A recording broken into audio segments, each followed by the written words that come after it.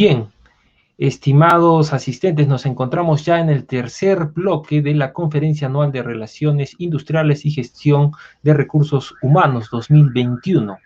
Vamos a pasar a la última ponencia en esta jornada, en este último día de la conferencia. Vamos a invitar desde Argentina para que nos pueda tratar el tema: la gestión del cambio no es una moda, es una necesidad basada en datos, una experiencia. Vamos a recibir, primero vamos a conocer un poco de él, de Raúl Molteni. Ya en alguna oportunidad nos ha colaborado en otros eventos. Él es socio y director de Improvement Management Consulting Group, presidente de BLEC, American Society for Quality Award for Directors 2017 y 2018. También participa en la Academia Internacional for Quality. Tenemos aquí más información de él. Director técnico de la Competencia Regional de Equipos de Argentina, miembro de la división LIAN de ACQ y socio y director de Fincas Don Martino ACQ. Es director de empresa certificado DEC-ADE IGIP, ACQ Certific Sigma, la metodología Six Sigma, Black Belt, Master Black Belt de ACQ, y actuó como Master Black Belt en la compañía AB InBev, la Coca-Cola Company, Telefónica, Mondelez y de otras empresas internacionales líderes de Argentina, el Perú, Chile, el Paraguay y el Uruguay. Actualmente diseña y desarrolla proyectos para instalar la gestión orientada al desempeño excelente y la innovación a través de la gestión de cambio, modelos de excelencia, la estandarización y mejora continua de procesos de Lean Six Sigma en todos los niveles de la organización, incluyendo al gobierno corporativo. Ha sido coordinador de excelencia y calidad total en Ford Motor Argentina y en Auto Latina Argentina, gerente de recursos humanos del grupo Renault. Raúl formó parte del grupo creador del Premio Nacional a la Calidad de Argentina. Fue miembro del grupo redactor del modelo Gestión Empresarial de Excelencia. Fue miembro de la Comisión de Revisión del Modelo y ha conducido seminarios de nivelación para los examinadores de la Fundación. Ha colaborado con la creación y entrenamiento de examinadores del Premio Nacional a la Calidad de Paraguay. Es coautor del libro El liderazgo del Lean Six Sigma, coautor del libro Calidad, Estrategia de Negocios, junto al ingeniero Oscar Secchi y al licenciado Ernesto Sapiola, y condujo además el programa Excelencia y Competitividad junto al ingeniero Oscar Secchi. Sin más preámbulo, vamos a recibir a Raúl Molteni para tratar el tema: gestión del cambio no es una moda, es una necesidad basada en datos, una experiencia. Adelante, Raúl. Gracias, Francisco. Primero, muchísimas gracias a ustedes por la invitación, por la presentación, por todas las ponencias anteriores, y gracias a todos los que están de alguna manera participando en esta presentación. Voy a compartir. Adelante, Raúl.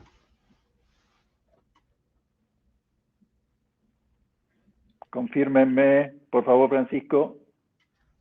A ver, vamos. ¿Se está viendo la presentación correctamente? Sí, es correcto, se está visualizando la presentación. Sí, y están viendo completo, ¿verdad? Sí, correcto. Ahí está. Bien. Bueno, gestión de cambio no es una moda, los datos la muestran como una necesidad. Cambiamos un poco el enfoque con respecto a la ponencia anterior. Probablemente estemos retomando algún concepto que compartieron Noelia y Carolina ayer. Y el punto está que creo que todos compartimos en este momento que la digitalización, la transformación, todo lo que tiene que ver con la innovación, hoy por hoy es crítico para todos nosotros. Innovación, digitalización, transformación, de alguna manera exige cambios. Y estos cambios están originados básicamente por un cambio social por un lado y tecnológico por el otro, fundamentalmente porque hay otros motivos que nos llevan a los cambios. Esto se transforma en cambios de la tecnología que utilizamos, sustentabilidad, hay otra consideración por el planeta. Pero todos estos cambios sociales, tecnológicos que derivan en temas de la consideración de sustentabilidad y demás, aceptación de equidad, diversidad, todos estos cambios van a continuar. Nada parece detenerlos. Tanto es así que todos mencionamos que lo único que no va a cambiar es que va a haber cambios. Pero estos cambios generan resistencias al cambio. Esto también es un dicho común. Si las organizaciones están en un cambio y los cambios generan resistencia, debemos asumir, por carácter transitivo, de que las organizaciones van a tener resistencia al cambio. De alguna manera se menciona que la resistencia al cambio termina generando en los proyectos, en las actividades que encaran las organizaciones, todo tipo de organizaciones, generan resistencias. Estas resistencias generan en los proyectos o en las actividades, como decía, problemas de tiempo, problemas de costos, problemas de no lograr los objetivos, o en todo caso, y en el mejor de los casos, lograr parcialmente los objetivos. Y si estamos hablando de la cultura y de pronto queremos pasar de una cultura a otra, con más razón, porque estamos afectándonos directamente a nosotros y a todos los componentes de la organización. Y la pregunta ¿es cierto? ¿Es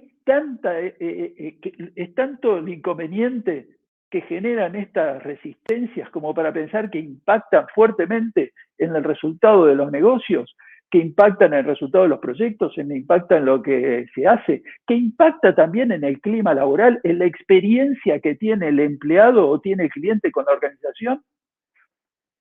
Esas transformaciones generan tanta resistencia y esta resistencia efectivamente impacta en lo que vivimos, en los resultados. Esto es lo que vamos a estar viendo. Yo creo que todos aceptamos que a esta altura muchas organizaciones están trabajando en esto. Por ejemplo, en una encuesta de McKinsey, el 90% de la gente dice: este es un momento clave en el cual innovar es crítico. Bueno, pero ¿cuántos de los que responden se sienten realmente preparados para este momento? 21%. Bueno, ¿cuántos de estos que se sienten preparados, pero dicen este es un momento crítico, cuántos de esos se sienten satisfechos, conformes con lo que están haciendo? 6%. Quiere decir que también existe algo, que si todos aceptamos que estamos en una transformación, tenemos que innovar, pero el grado de satisfacción con lo que está ocurriendo, el grado de satisfacción con las transformaciones que tenemos es bajo. Y miramos, en términos generales, con mucha envidia, sana envidia en algunos casos, no tanto sana envidia en otros, como algunos, léase Amazon, Google, Mercado Libre, logran resultados sorprendentes. Hay que aceptar que la tecnología acá es crítica, porque en esta transformación el avance de la tecnología exponencial es parte de lo que genera. Pero acá empieza a haber un tema que hay que considerar, porque en esta carrera de transformarse, estamos poniendo a esa carrera mucho más en lograr aplicaciones, nuevos sistemas, sin importar si le están agregando o no valor al cliente o al empleado. En muchas organizaciones, esa carrera es por incorporar aplicaciones que no se hablan entre sí, aplicaciones que disputan por recursos. En esa carrera se actualizan sistemas informáticos con nuevas versiones, sin que la versión anterior haya sido totalmente utilizada. Se subutilizan. Pero la pregunta es, ¿entregan finalmente valor al cliente o al empleado? No solamente al cliente o al empleado, a todos los grupos de interés, stakeholders, a todos aquellos impactados por la organización. Y acá es donde empieza a haber esta sensación de insatisfacción, bajo nivel de conformidad con lo que se está haciendo. En este avance tenemos que pensar que lo que hoy nos llama la atención y parece ser realmente atractivo, que nos excita, dentro de un tiempo no lo va a ser. Lo que hoy como clientes nos excita, no nos va a excitar mañana. En algún momento el solo tener un teléfono celular, y para que los que recuerdan, creo que no muchos de ustedes lo podrán haber vivido, el teléfono era una especie de caja de zapatos enorme, pesado, que además tenía todo un cable por el cual uno podía hablar y tenía que ir con toda la valija como para hablar. Pero el solo hecho de poder desatarse de un cable atado a la pared ya era todo un éxito. Hoy eso no lo rechazaríamos. En algún momento la duración de la batería empezó a ser importante, porque el teléfono me permitía movilizarme. En algún momento esa duración de batería ya no me alcanzaba, hoy estoy esperando otra. En algún momento apareció que yo podía, con el teléfono, claramente saber cómo dirigirme de un lugar al otro. Hoy ya está instalado eso, ya no es tan atractivo, pues ya lo hacen, ya lo tienen todos. Y lo que viene acá es que lo que nos excita hoy no nos va a excitar mañana.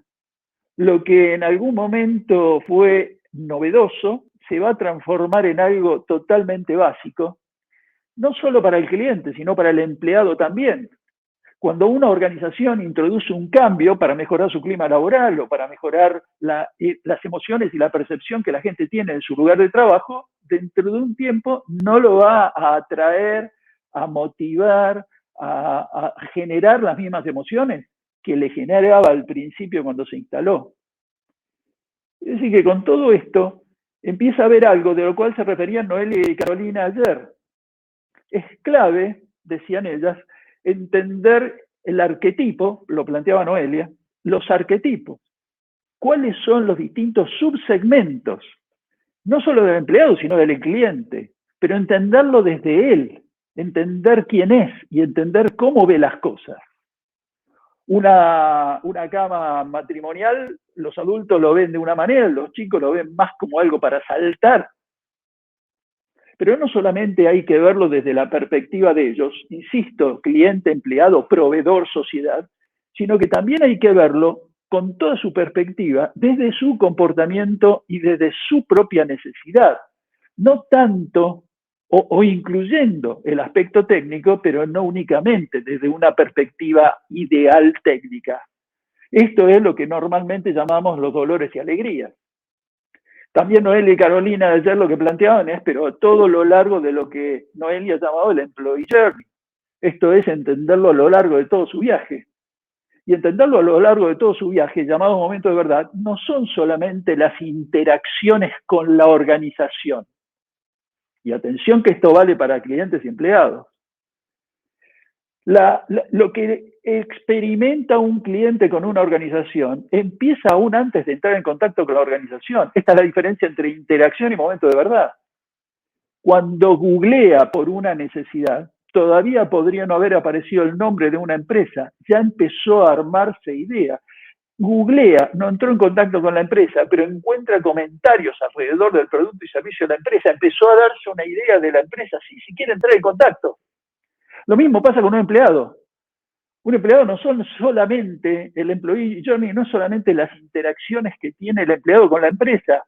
Un amigo le cuenta que en su empresa hacen algo, en su empresa tienen mesas de ping-pong, cuenta que en Google hay hasta toboganes y empieza a generarse una idea, en la suya no, y empieza a generarse y a comparar su organización con la otra.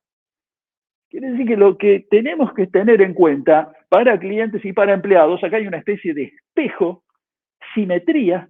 Lo que hay que tener en cuenta es que cuando hablamos de esto necesitamos entender quiénes son, entender su perspectiva, pero todo a lo largo de interacciones que de alguna manera están impactando al cliente en su experiencia con el producto o servicio y al empleado con todas las emociones, las percepciones y las vivencias que tiene en su vida laboral.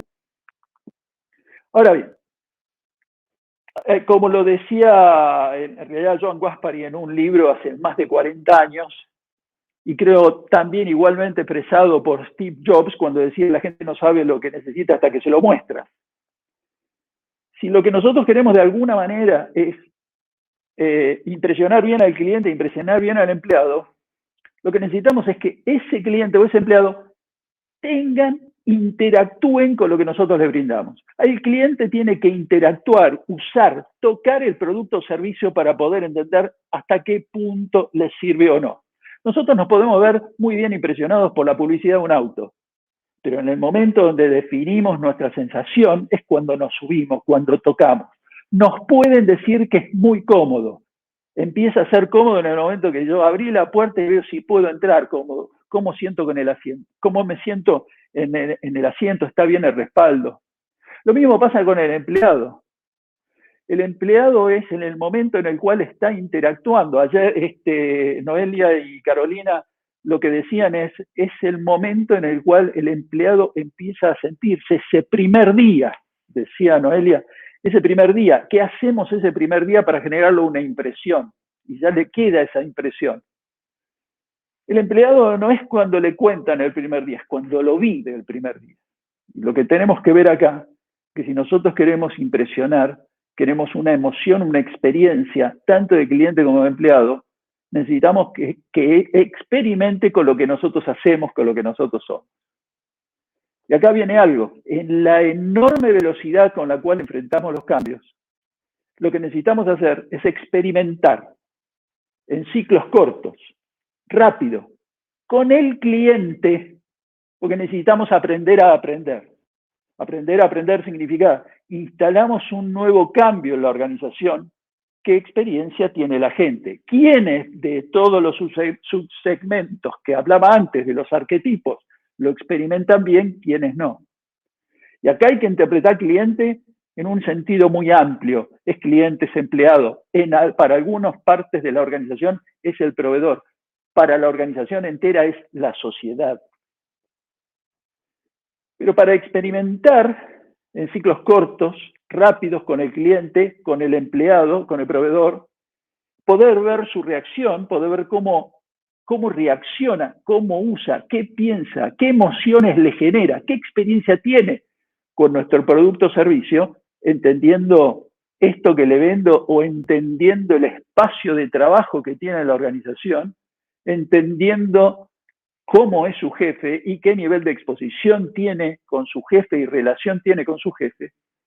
Para eso, yo tengo que aceptar que en una organización no podemos esperar innovación, transformación, velocidad para responder a clientes y empleados en una cultura donde experimentar, cuando un experimento no entrega el resultado deseado, significa fracaso. Cuando alguien al cometer un error, ese error significa debilidad, significa fracaso. Yo necesito una cultura donde la gente sienta que tiene la libertad como para realmente experimentar, probar, sin necesariamente pasarse un año tratando de validar teóricamente si eso funciona o no. Necesito una organización donde la gente se sienta mucho más tranquila, libre, como para poder experimentar.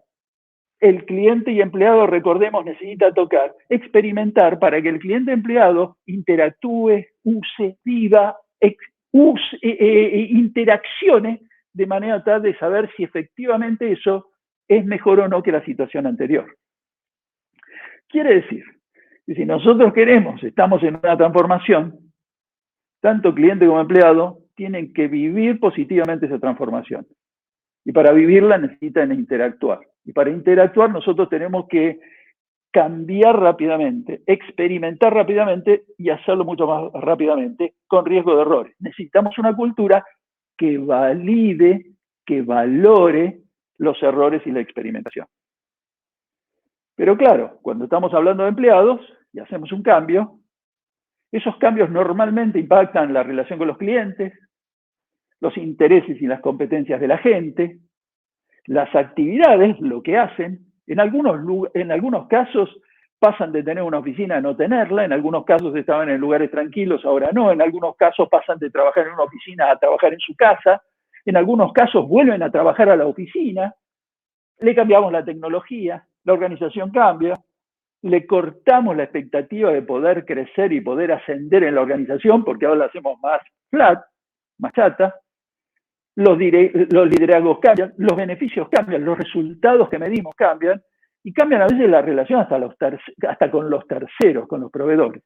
Si todo esto cambia, ¿cómo no vamos a sentir algunas resistencias para esto? Aún los que promueven los cambios sienten en algún momento resistencia al cambio.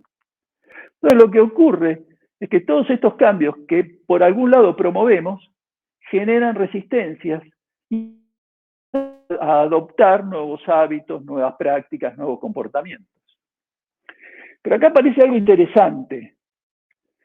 Cuando hablamos de resistencias, parece ser que todas las resistencias, las que hablamos son resistencias de la gente, de manera individual.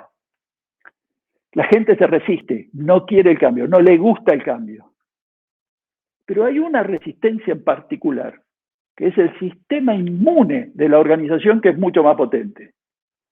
La organización tiene políticas que se oponen al cambio que la misma organización quiere. Queremos calidad y mejor servicio al cliente, pero compramos en base a precio. La organización tiene procesos obsoletos, complejos, que impiden agilidad. La organización tiene procedimientos para controlar, pero no tiene procedimientos para hacerlo bien desde la primera vez. A veces tienen infraestructuras tecnológicas retrasadas, obsoletas. La gente para hacerlo tiene 4 o 5 aplicaciones que manejar en tiempo real con el cliente presionándolo con un reclamo. Acá es donde aparece, hay organizaciones que tienen sistemas de bonificación contrarios a los objetivos que pretenden. Acá lo que hay que ver es que cuando hablamos de resistencias al cambio, no hablamos únicamente de resistencias de la gente de forma individual, sino que también estamos hablando de cómo la organización entera está estructurada y que mientras la organización misma pone una visión, esa misma organización está sosteniendo procesos, procedimientos, políticas, infraestructuras, que es totalmente contraria a la visión que genera. En todo esto aparece el primer error de las organizaciones, el primer error de quienes promueven los cambios, que es creer que con la información y la capacitación todo va a funcionar bien. Esto es un error altamente difundido que espero unos minutos como para poder aclarar un poco más, pero sí para ser totalmente concreto en esto. Información y capacitación son necesarios para enfrentar el cambio, para ayudar a la gente a enfrentar el cambio. Total y absolutamente insuficientes. Porque acá, y quiero rescatar esto, frente a todo lo que vengo planteando, hay una cosa que no podemos dejar de hacer, y es ayudar a la gente a enfrentar el cambio. Sin manipular, pero es ayudar a la gente a enfrentar el cambio. Ayudar a la gente a enfrentar el cambio significa ayudarnos todos a enfrentar un cambio. Cuando las organizaciones plantean un cambio, sus empleados, sus clientes, sus proveedores, la sociedad por momentos necesitan soporte y ayuda de esa misma organización para minimizar el impacto que ese cambio les genera. Hace muchos años ya estaba queriendo mostrar a un grupo, estábamos haciendo un entrenamiento, que cuando uno no trabaja bien un proceso y se cometen errores, el controlar 100% lo que uno hace no lleva a un resultado de 0 defectos. Y entonces se me ocurrió en un momento, lo que le podía dar a ese grupo era instrucciones, y se me ocurrió darles un párrafo. Ese párrafo tiene 46 palabras, 255 letras, y darle la instrucción de que contaran la cantidad de letras N que había en ese párrafo. Lo que yo pretendía era mostrar que en algún caso algunas N no iban a ser contadas, se les iba a escapar. Intentaba mostrarle que si nosotros confiamos en hacer las cosas bien, controlando, simplemente este control no puede ser 100% efectivo. Esto pretendía. Entonces, en un entrenamiento que estábamos haciendo, un entrenamiento que tuvo excelente calificación por parte de los participantes, un entrenamiento en el cual veníamos con una dinámica de una pregunta, de continuas preguntas e interacción entre los participantes y yo, simplemente lo que hice es, en un determinado momento, les entregué esta hoja y les dije, les voy a entregar una hoja, solo les pido que cuenten la cantidad de letras N que hay en el párrafo, que lo coloquen en el recuadro correspondiente y me entreguen la hoja. Estas fueron las instrucciones. Y además les dije, como esto es algo sumamente simple, piense que contar la cantidad de letras N que hay ahí tampoco es muy complejo. Como esto es muy simple, lo que les pido, aún siendo muy simple, es que tienen todo el tiempo del mundo. Esto es, a pesar de ser muy simple, siéntanse libres de tardar el tiempo que ustedes quieran. Lo que les insinuaba era, háganlo bien. Le entregué la hoja y el resultado que vuelve es este que ustedes están viendo en pantalla. Y por si hay alguna duda, cuando yo le pedí a contar en 46 palabras, 265 letras, cuántas letras N había, hubo quien me puso 0, hubo quien me puso 2, hubo quienes me pusieron 3, hubo quien me puso 27 y hubo quienes tuvieron resultados entre 11 y 21. Me llamó la atención. Pensé, no entendieron lo que tenían que hacer y yo quedé más desconcertado que antes porque no te podía entender cómo alguien, entregándole la hoja con instrucciones sumamente precisas, me respondía con esto. Yo me quedé con la duda y lo volví a repetir al día siguiente con otro grupo. Hice lo mismo, participando ellos conmigo, preguntas continuamente, ida y vuelta, excelente relación, un curso que avanzaba muy bien, todo el mundo, alto nivel de participación, insisto, y de pronto les digo, mire, vamos a hacer una prueba. Y les repito las instrucciones. Les voy a entregar una hoja, tienen que contarlas, la cantidad de letras N que hay en el párrafo. Esto es muy sencillo, pero a pesar de ser sencillo, tienen todo el tiempo del mundo para hacerlo. Coloquen el resultado en el recuadro y cuando terminan me entregan la hoja. Y este fue el resultado. Y me encontré con que algunos me respondieron con 1, otros con 2, y empezaron a haber resultados similares entre 13 hasta 21, pero apareció un 22. Y me desconcertó totalmente. Y a partir de acá empecé a repetir el ejercicio, y estos son todos números reales con la cantidad de personas que había en el grupo. Ya cuando el tercer grupo ya había entendido cómo era esto, y entonces empecé a preguntar a la gente porque quería entender cómo, en la medida que yo lo hacía una y otra vez con los mismos grupos, con distintos grupos, pero la misma actividad, los resultados tenían este patrón.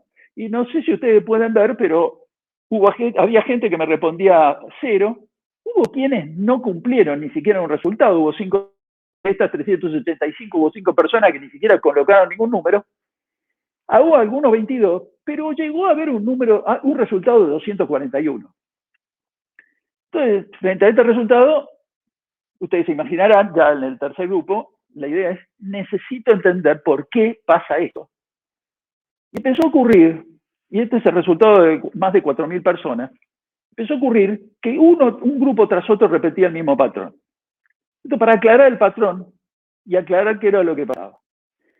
Un grupo de personas, que es lo que estamos viendo con las barras azules, efectivamente contaba la cantidad de letras N que había en el párrafo, lo que yo había designado como párrafo. ¿Y por qué los errores? Porque algunos 17, otro 21, otro 20. Simplemente por errores. Una metodología tal como haber marcado las letras N, haberlas tachado, haber puesto renglón por renglón cuántas habría ayudado a un mejor número. Este era simplemente un error al contar. Si ustedes hacen este ejercicio sabrán que es como algunos ejercicios aparecen en los diarios, algunas cosas se escapan. Pero empezaron a aparecer números más altos, 22. Y cuando había 22, que no había 22 letras N, solo 21, 21 es el resultado real. A los que aparecían 22, la pregunta es, ¿cómo sacaste 22? Y las respuestas eran todas similares. Yo conté 21, le puse uno más por las dudas. Yo conté 21, le puse 2 más por las dudas.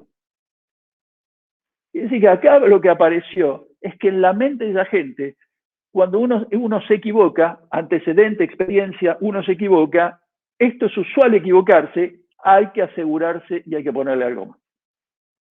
Pero esto es un comportamiento que viene de antes, no era de la actividad. Empecé a indagar por qué algunos estaban con resultados hasta aproximadamente los 16, por qué algunos ponían 9. El resultado es, esta gente contaba en el mismo párrafo que contaban los que contaron 21 o 22 o 20. Pero en su mente era una actividad que no valía la pena hacer. No tenía ningún sentido contar la cantidad de letras N que había en un párrafo. Entonces lo que pasó acá es que empieza a haber algo que nosotros habitualmente llamamos de motivación. Esa motivación lo que llevaba era resultados de este tipo. Me das algo para hacer, no lo considero valioso, lo hago lo mejor que puedo, pero tampoco me voy a preocupar mucho. Aparecían resultados que tenían que ver con el 0, aún con los que no respondían, el 1, el 2, el 3. En la mente de esta gente, su experiencia les decía, esto tiene que tener una trampa. Y encontraron una trampa. Cuando yo decía en el párrafo siguiente, tomaron que párrafo siguiente eran los puntos de la instrucción, no donde decía párrafo, sino el siguiente, los puntos de la instrucción. Y contaban la cantidad de letras N que había efectivamente en la instrucción misma, no en el párrafo. ¿Por qué las diferencias? Porque aún así, siendo 2 renglones, aún así había errores. Quiere decir que no solamente tenía gente que buscaba la trampa, sino que además tampoco había mucha precisión. Me encontré que había un grupo de personas que tenía resultados superiores a los 27 hasta 270. ¿Por qué?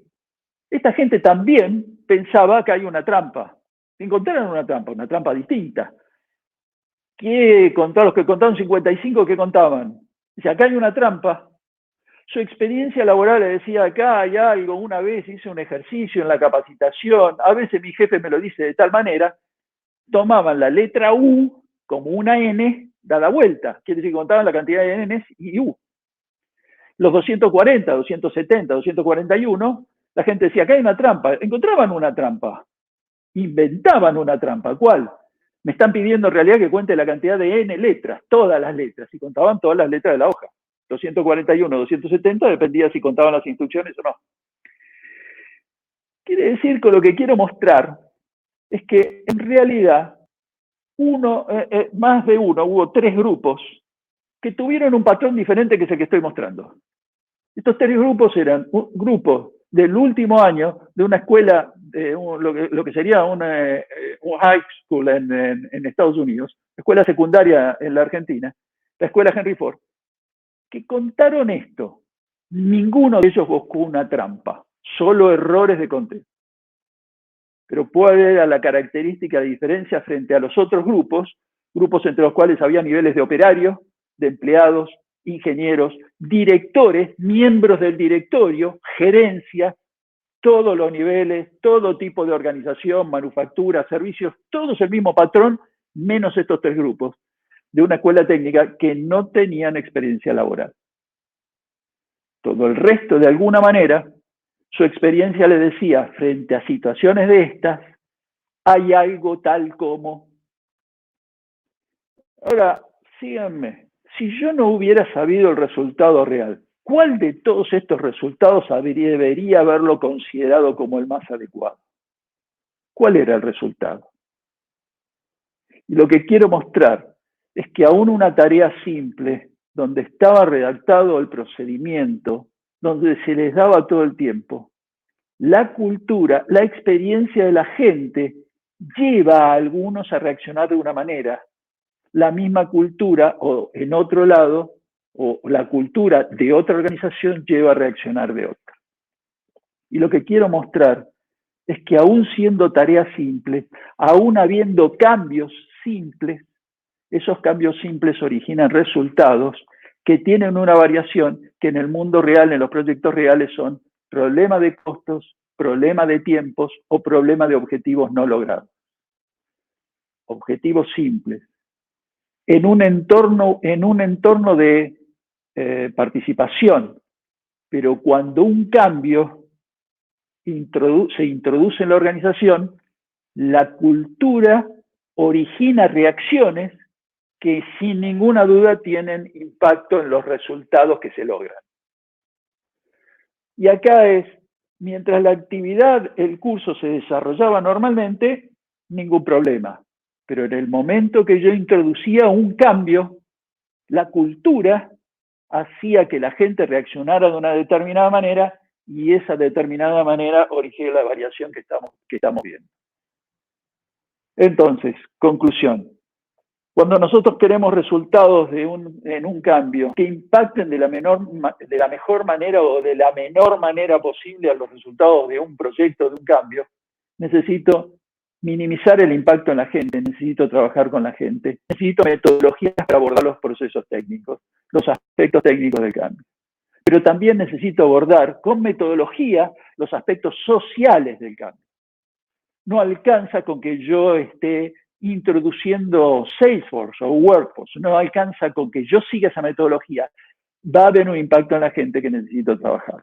yo cambio mis sistemas de recursos humanos, yo digitalizo la organización, yo estoy transformando, estoy profesionalizando, estoy mejorando procesos, necesito metodología para abordar los procesos técnicos, cómo se hace todo eso, necesito metodología para abordar los aspectos sociales. Esa metodología es lo que normalmente se llama gestión de cambio. Eso es lo que hace la gestión de cambio. La gestión de cambio aborda los impactos sociales que implican, que provocan los cambios técnicos. En este sentido necesitamos entender muy rápidamente, para ir a algunos tips de cerrar, necesitamos entender qué paso sigue una persona cuando es enfrentada con un cambio o se le invita a un cambio. El primer tema es que necesita comprensión. Necesita entender si el proyecto es válido. Si ese proyecto es válido, si es comprensión, comprendió que el proyecto es válido, recién ahí está en condiciones de continuar su proceso de abordaje al cambio.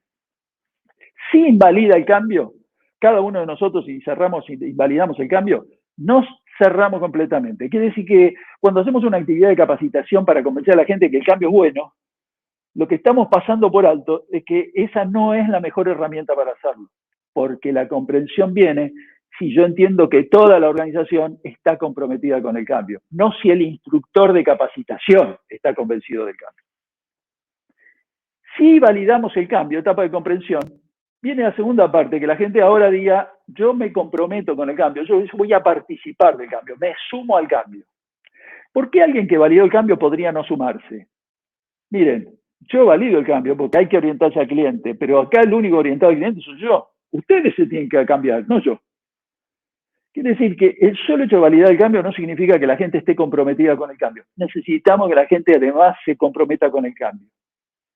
Si la gente valida el cambio, si nosotros validamos el cambio y nos comprometemos a actuar, recién ahora viene la etapa donde yo estoy abierto a entender qué tengo que hacer y cómo hago, qué se espera de mí en este cambio. Recién ahora entra la parte de las competencias, del conocimiento, de las habilidades, de lo que normalmente llamamos capacitación.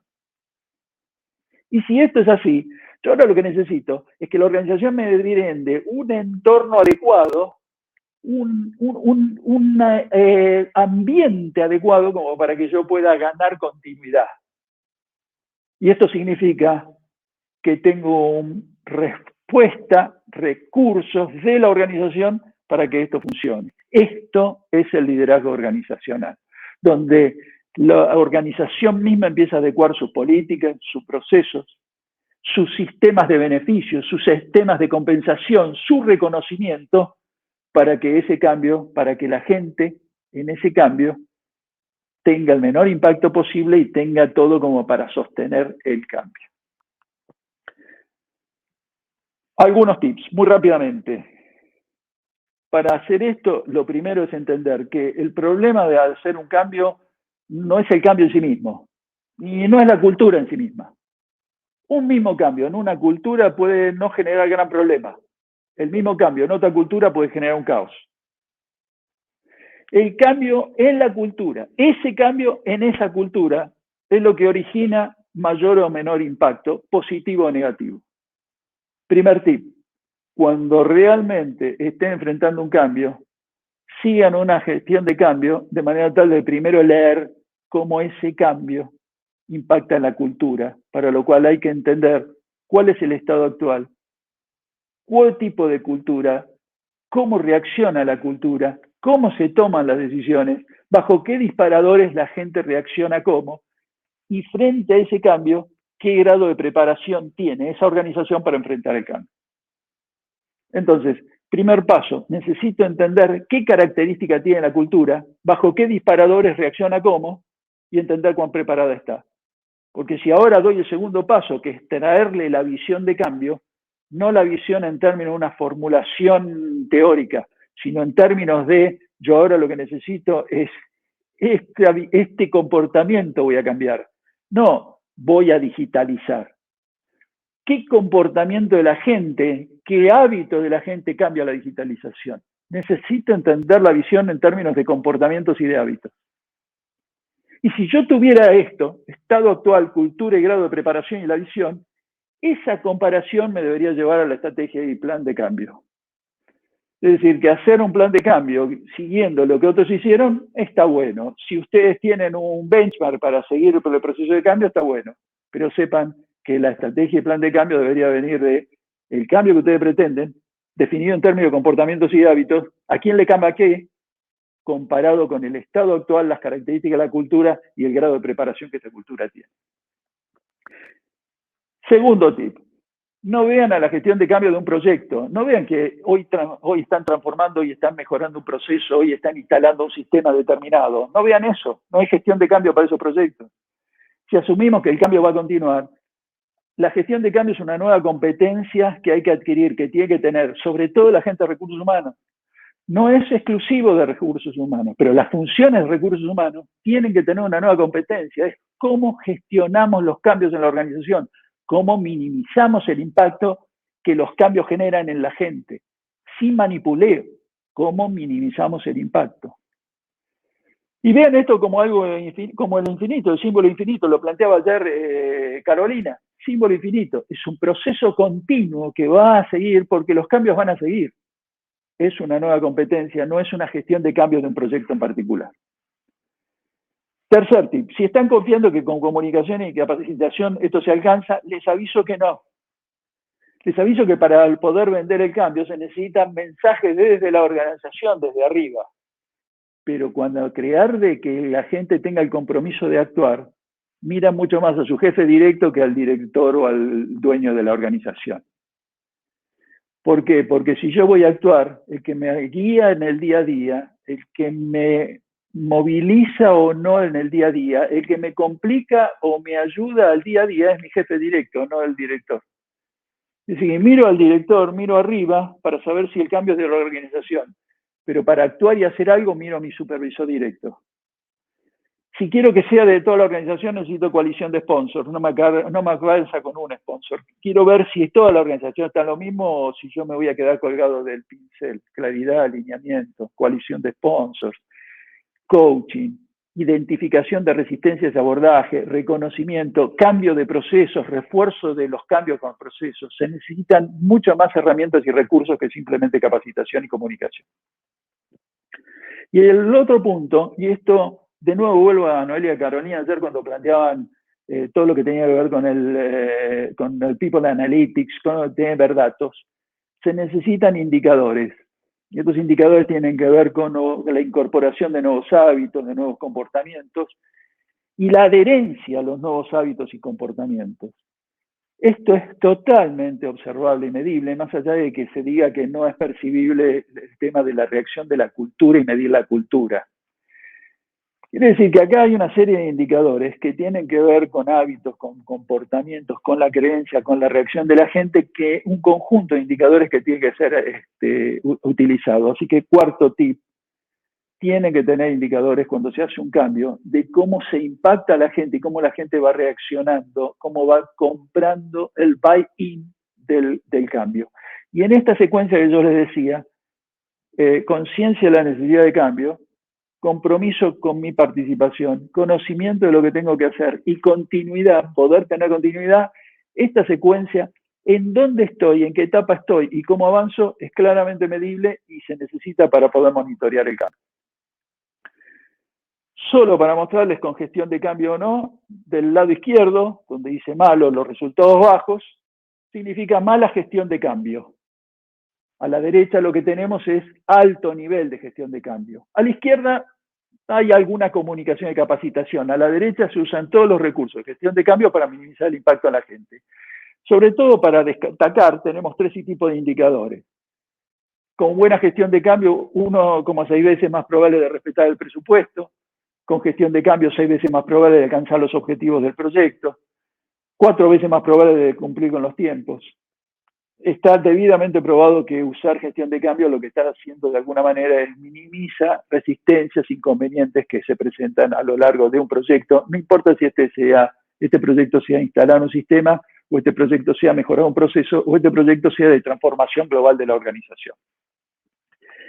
Y en la presentación lo mencionaron, hay una competencia internacional de equipos, que los equipos presentan sus proyectos Y hay dos criterios de evaluación. Uno tiene que ver cómo el equipo abordó los grupos de interés, cómo abordó el impacto que iba a tener en la gente que iba a estar impactada por el cambio, y por el otro lado evalúa los resultados del proyecto, resultados de todo tipo, en algunos casos económicos, de tiempos, de resultados de mejor atención al cliente, o lo que fuera, distinto.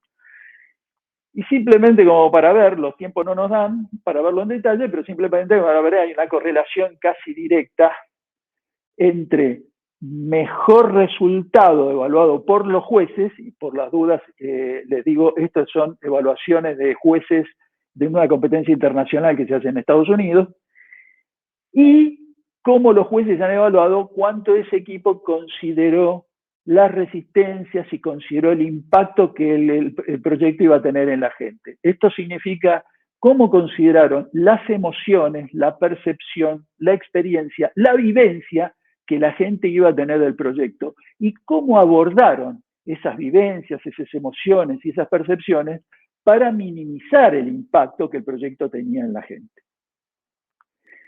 Y finalmente, una última sugerencia, un último tip, y es que hay algo clave en el proceso de cambio, cuando, insisto, uno instala un cambio, y esto es fundamental desde el punto de vista de la función de recursos humanos, que es que no esperar el gran cambio, sino festejar los pequeños cambios, festejar los pequeños éxitos que vienen de los pequeños cambios. La gente necesita saber que reacciona en la dirección adecuada, pero el que promueve el cambio también. Entonces, es necesario que, aunque sea un cambio pequeño, aunque no sea el gran cambio pretendido, la gente sepa que está en la dirección adecuada. Todos sepan, el que promueve el cambio y el que sufre el cambio de alguna manera. Como ya estamos excedidos de tiempo, simplemente cerrar con esto. No hay un cambio como para descuidarse cuando la cultura no está preparada. Cambios menores, y les pido que recuerden la experiencia que yo he vivido con más de 4.000 personas. No hay cambio pequeño. Cuando un cambio impacta en una cultura y nadie no está preparado, ese cambio origina a la gente una reacción que tiene que ver con toda su experiencia laboral. Claro, a lo mejor la cultura de ustedes no es exactamente esta, donde la gente piensa que hay trampa. Pero en la cultura de ustedes podría haber una organización que piense que la voz de los gerentes es indiscutible y que todo hay que decir que sí, cuando en realidad los gerentes se pueden equivocar como cualquiera de nosotros. O podrían estar en una organización donde la cultura dice no hay que compartir información porque la información es poder y entonces la tenemos que conservar para nosotros. O podríamos en una organización donde lo que está es, la cultura dice cooperar no está bien visto, porque la cooperación significa que uno está brindando el ambiente para que en todo caso queden mejor en la foto y crezcan otros, no nosotros. Quiere decir que no importa si la cultura es de una manera u otra, lo que hay que ver es frente a un determinado cambio, qué dice, qué reacción, qué se espera, cómo se espera que esa cultura reaccione. De allí debe venir el plan de gestión de cambio. ¿Qué pasa con este cambio en esta cultura en particular? Y no hay cambio pequeño si la cultura no está preparada, de la misma manera que no es simple contar la cantidad de letras N que hay en 255 letras, 46 palabras, si es que la gente está pensando y la cultura le dice, acá hay una trampa. Francisco, quedo a disposición de ustedes para ver si hay preguntas. Sí, sí, Raúl. Agradezco la oportunidad. No, sí, Raúl, de todas maneras, desde ya te hacemos un agradecimiento especial desde Perú, desde la Universidad Nacional de San Agustín de Arequipa, por el aporte de esta ponencia de cómo gestionar el cambio en estos nuevos tiempos. Tenemos ya una pregunta, nos han hecho llegar un contexto de una pregunta. En muchas organizaciones del Perú, dice, el impacto de la pandemia ha generado cambios muy significativos, seguramente como es la realidad en toda Latinoamérica y en el mundo.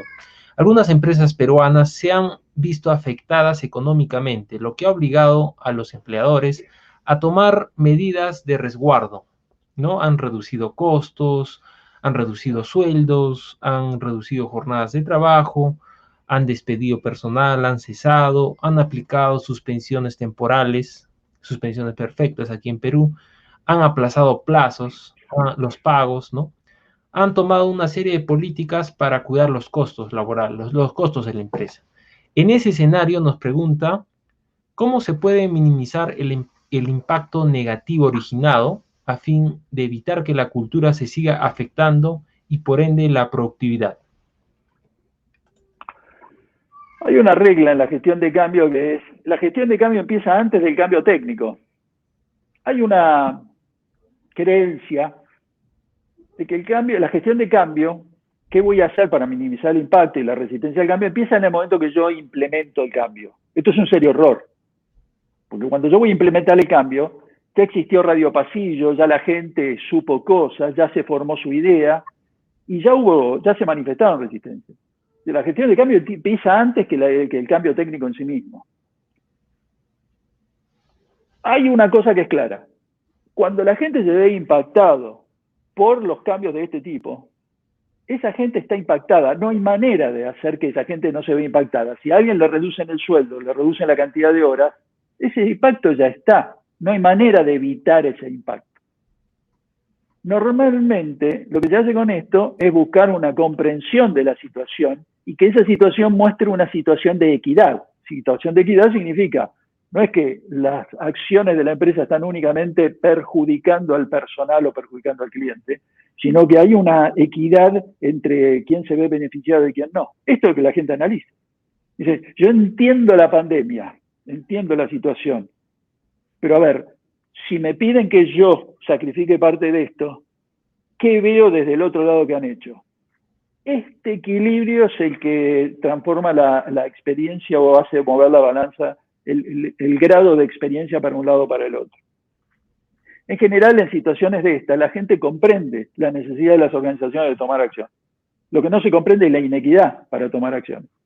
Es decir, que si una organización hizo esto y esa organización está siendo equitativa, significa equitativa es todos los niveles, por ejemplo, todos los niveles de la organización son igualmente afectados, entendiendo incluso que los accionistas están siendo igualmente afectados. La gente va a tener una percepción que no la va a llevar a estar del todo contento, pero va a tener una percepción de una experiencia determinada. Ahora, si la gente dice, se redujeron los sueldos, o cortaron esto, pero de niveles de jefatura para abajo, no de gerencia para arriba, si ellos ven que de los autos de los gerentes se siguen cambiando, si ellos ven que en realidad se perjudicó al cliente por reducir la calidad, pero en realidad se mantienen ciertos beneficios para cierto grupo, ahora la experiencia es distinta. A mí, diría la gente, me redujeron el sueldo igual, en los dos casos me redujeron el sueldo igual. Pero en un caso puedo vivirlo y experimentarlo de una manera, en el otro de otra. Esto es lo que hace la diferencia. Entonces, cuando nosotros decimos comprensión como primer paso, es que necesito entender que realmente la organización tenía que tener ese cambio. La segunda es que yo ahora acepto que puedo ser perjudicado de la misma manera que otros. Para el primer paso necesito lectura de la realidad. Para el segundo paso necesito saber si todos nos vemos igualmente perjudicados o algunos no. Eso hace la enorme diferencia de experiencia entre un caso y el otro. Pero ¿cuándo es esto? ¿Cuándo se da? ¿Dónde está la gestión de cambio? En el momento que la organización toma la decisión, no que la ejecuta. Ok, Raúl. Bueno, sí, muy interesante este tema de la gestión del cambio. Sí, efectivamente, los colaboradores, como tú lo dices, cuando percibe de que la empresa ha tomado decisiones justas, ¿no? Efectivamente, los trabajadores de abajo perciben a la empresa como un socio, un aliado, ¿no? Porque ven que está accionando equitativamente para todos por igual. Y claro, en muchas empresas peruanas quizás no se ha visto eso, ¿no? Bueno. Bien, tenemos aquí una pregunta más, Raúl. Vamos a leerla. Dice José Manrique, ¿Cómo recomiendas hacer ese diagnóstico de cultura, cualitativamente o cuantitativamente? En todo caso, algunos indicadores que puedan sugerir. Hay quienes usan el cualitativo y el cuantitativo. Nosotros usamos los dos. Cualitativo significa nosotros tenemos entrevistas en profundidad. Nosotros barremos en algunos los referentes de la organización, entendido por referentes no solamente niveles gerenciales, de pronto, sino referentes, estas personas que son referentes entre pares. Eso es en general 100%. Y después hacemos entrevistas muestrales para todos los niveles de todos los sectores. Así que hacemos entrevistas, insisto, entrevistas. En algunos casos a todos los referentes y muestral todos los niveles, todos los sectores. Además de eso, hacemos encuestas. Esa encuesta nos lleva a profundizar y a encontrar cuantitativamente algunos factores que estamos encontrando en las entrevistas. Uno u otro primero. Hacemos una mezcla, porque algunas entrevistas sirven para entender mejor lo cuantitativo y lo cuantitativo lleva a profundizar algunas entrevistas. Así que combinamos las dos cosas. De esto, nosotros en particular, no necesariamente hay que hacerlo como hacemos nosotros. Nosotros en particular tenemos 8 criterios para evaluar la cultura. Esto es variable dependiendo de la organización. Esos 8 criterios son analizados a través de preguntas y tenemos indicadores del estado de la organización. Indicadores que nos dicen cómo está la organización en cada uno de esos indicadores, entendiendo por una escala que tenemos. Paralelo a eso, tenemos una medición de grado de preparación de la organización. Recuerden que era cultura y grado de preparación. Medimos el grado de preparación que tiene la organización para ese cambio particular.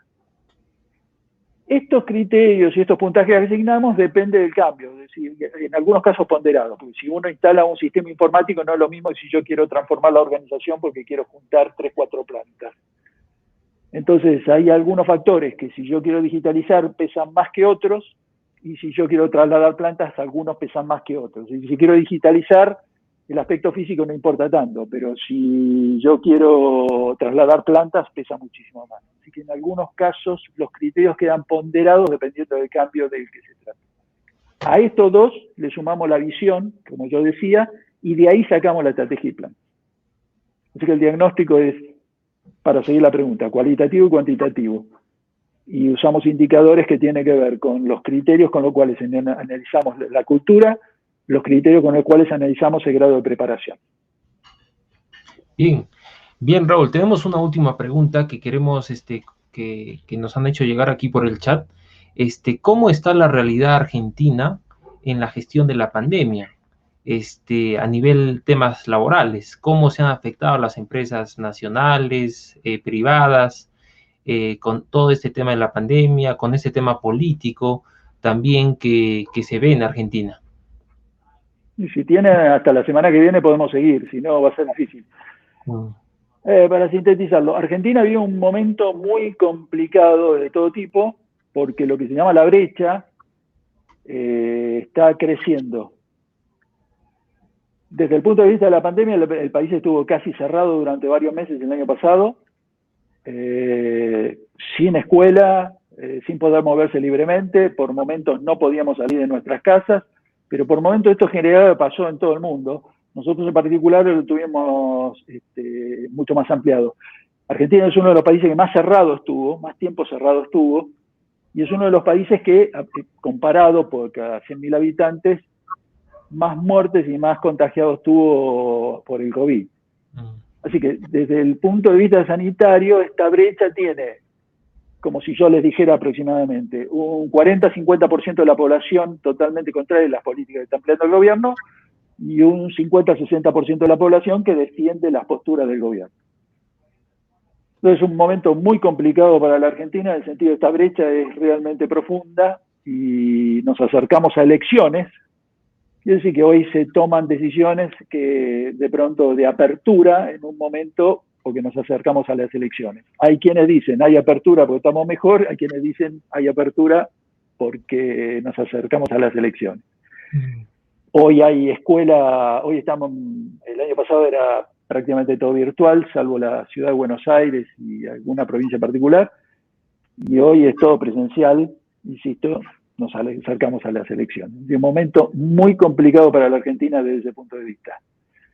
Solo para decir, lo dejamos acá, me parece que los diarios deberían ser bastante claros con esto, solo le digo, depende de qué diario lean, van a ver una Argentina blanca y una negra, o negra y blanca, no importa cuál de los dos lados, pero van a haber dos Argentinas totalmente distintos, depende a quién escuchen y lean.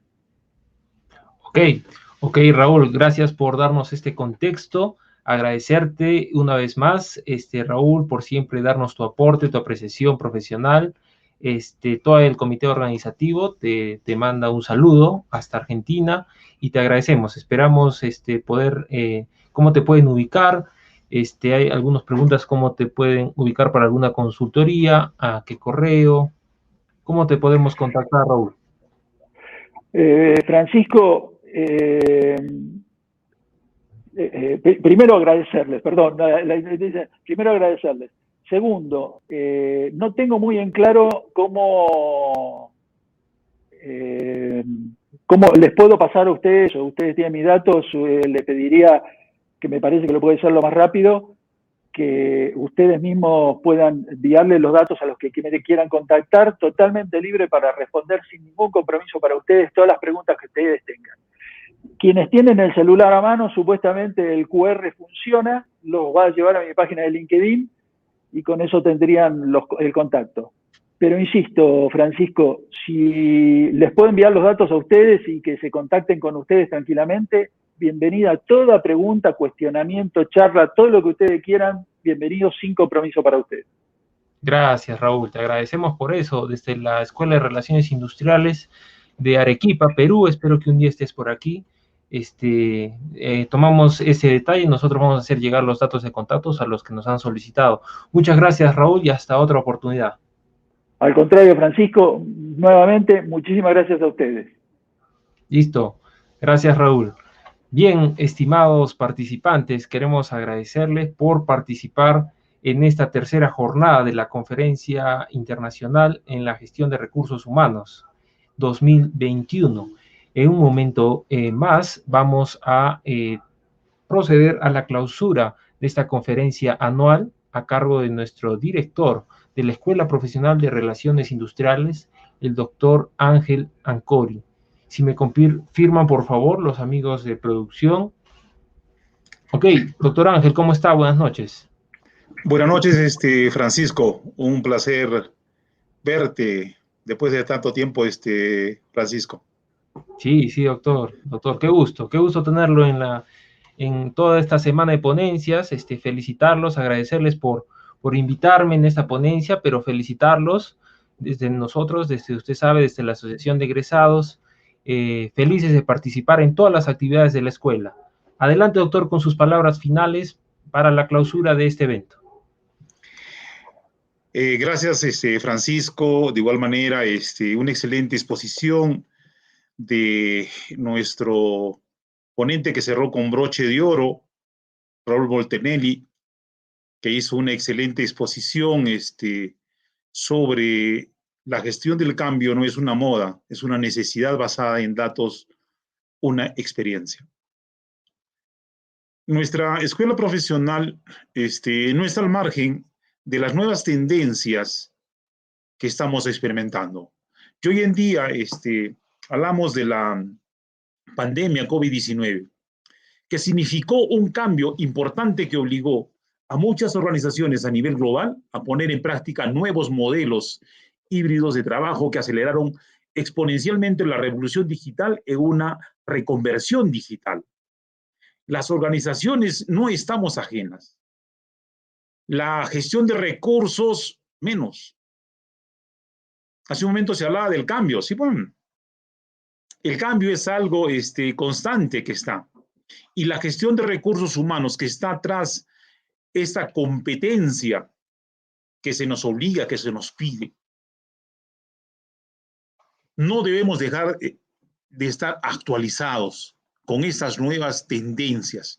Y es por ello que uno de los objetivos de esta segunda edición de la conferencia anual de la Escuela Profesional de Relaciones Industriales, denominada Tendencias Globales del Capital Humano 2021.